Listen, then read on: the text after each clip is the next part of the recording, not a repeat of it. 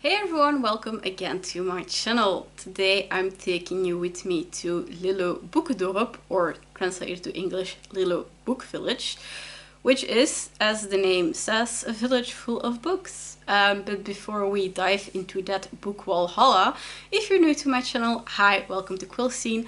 My name is Megan. If you like things that have to do with reading, with writing, with geeky things, with witchy things, with my adventures as an author, then you're in the right place. Make sure to click on the magical subscribe button and don't forget to hit that bell, because on that way you'll always get a notification whenever I upload something new. But yeah, Lillo Book Village, let's dive into those books.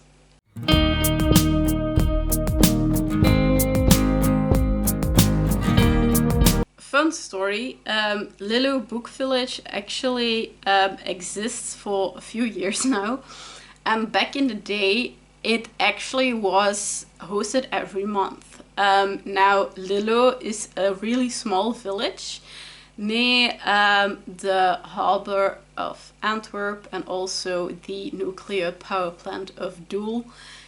If you know Belgium, you know those places.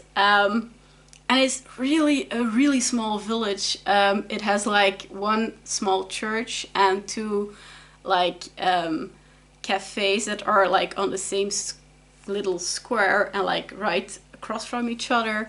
There are no stores, so the people who live there have to actually go to one of the bigger cities surrounding them to do their daily grocery shopping. There isn't even, I think, there wasn't a bakery or something, so for every small thing they have to, take the car and go away to somewhere there where those things are. But at the same time, the place was very fairy tale like almost. It kind of felt like walking around on a film set. And my colleagues had the same. So basically one of the people who lives in Lillo has started with the Book Village ID. And as I said, back in the day it was hosted every first Saturday, if I'm not mistaken, every first Sunday. My apologies. Each year, yeah, the second Sunday of each month, but that became a bit too much hassle, so the last few years, if I'm not mistaken, since COVID, I can be mistaken, but in 2024 it was also that day scaled actually back to only doing a Lillo Book Village edition in July and in August, but still on the second Sunday of the month. Now, of course, the second Sunday in August, we have already Elftopia, so we couldn't, take part in the August edition. But for the July edition, that did fit in our calendars, and when I'm speaking about our calendars, it's the calendar of the Writers Collective. So after some talking behind the scenes with my fellow authors, I decided to book tables for everyone who was interested. And if you saw my previous vlog, on Saturday we were in Aarschot for the Fun Days market, and on Sunday, really early in the morning, we departed for Lillo Book Village. So that was on the Sunday the 14th of July. And it was hosted from 10 a.m. till 5 p.m. As I said, near the harbour of Antwerp, and Lillo itself is a really small village. I think about 30 people live there in total. And the thing, however, was something that we didn't realize, as I had looked on Google Maps and stuff like that to, see how far the drive was and that. There was a tollway right before we could enter Lillo. So, that was a bit of like scrambling to find, to get our bank pass to pay the tollway, but we survived. And as I said, I booked tables not only for me, but also for my colleagues Jana Bollens, Petra Doom, Mathias Maho, and Dimitri Balcaen. My mom went with me as chauffeur and moral support, not as the face behind Magical Treasure, because, as the name says, Lillo Book Village, only books are allowed for the event. And it's both a mix from authors with their books, but also people who sell second-hand books.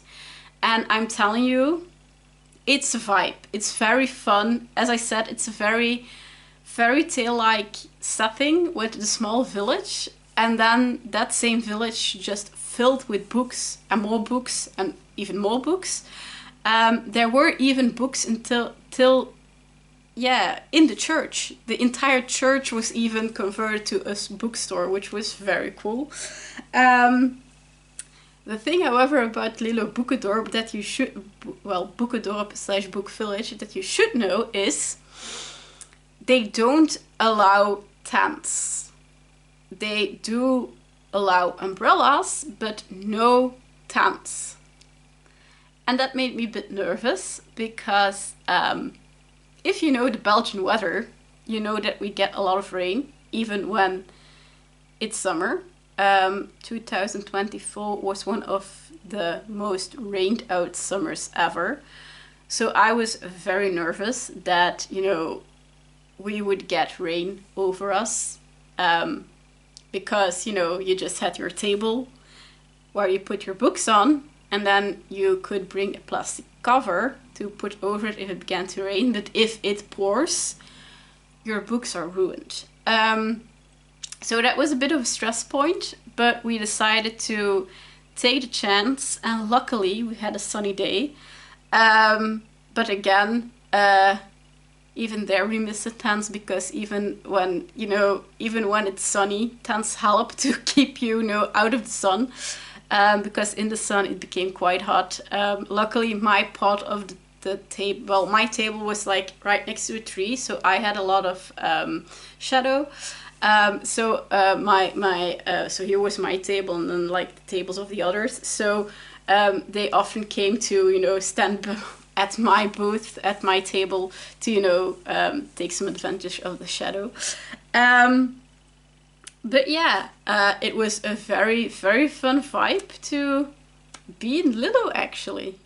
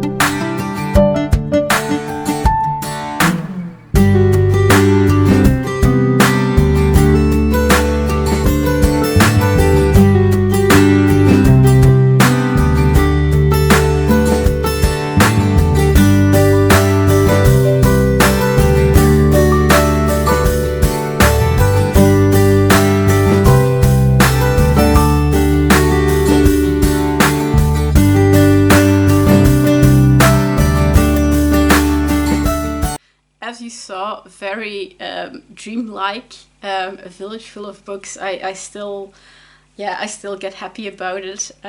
What was also fun is because it is advertised as a village full of books, a lot of readers came. Well, all visitors that came were readers, not all fantasy, but still.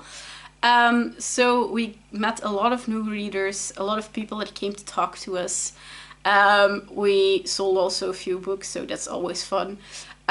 We met up with some of our colleague authors that we know, like Lena Dufin, as you saw in the footage, but also Jimmy Combs and some other people that I got to know through the author life. There was also a really big, well, bigger than normal food truck with Belgian fries. I don't like to call them French fries because the fries are Belgian, Belgian invention. There was like, a food truck with hamburgers and fries and snacks and stuff like that. Lots of readers, and also a big surprise, there was someone from the local newspaper and they interviewed us. So that was fun because the day afterwards we got tagged like, hey, you're in the newspaper. We're like, oh my god, we're in the newspaper. So yeah, that was fun.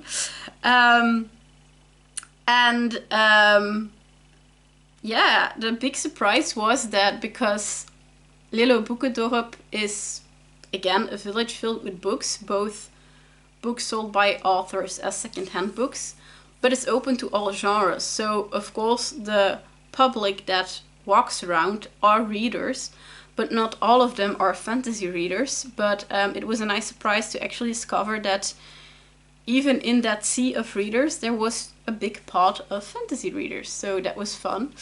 And of course, when you put someone who loves books, not only as a writer, but also as a reader, in an environment filled with books, I did some shopping. But I have to admit, I came home with less than I thought because, again, my mom was also there. Good thing was that she had forgotten her book list, so she couldn't check which book she had and which she didn't, so she didn't buy any. And I only bought a book from Dimitri because his second book from the Sterrenwacht, or the observatory, I think it's called in English because he has English translations, was just out. And since I didn't have the time to buy it Saturday on the fun days, I decided to buy it at Lillo Book Village. It's the second installment in the series, and it's called The Ridders van Orion, or The Knights of Orion. And just as the first edition, it has like color illustrations per chapter and also QR codes, and if you scan those codes you get a playlist per chapter with melodies on it that perfectly fit the chapter you're reading. So yeah, this one was added to the collection.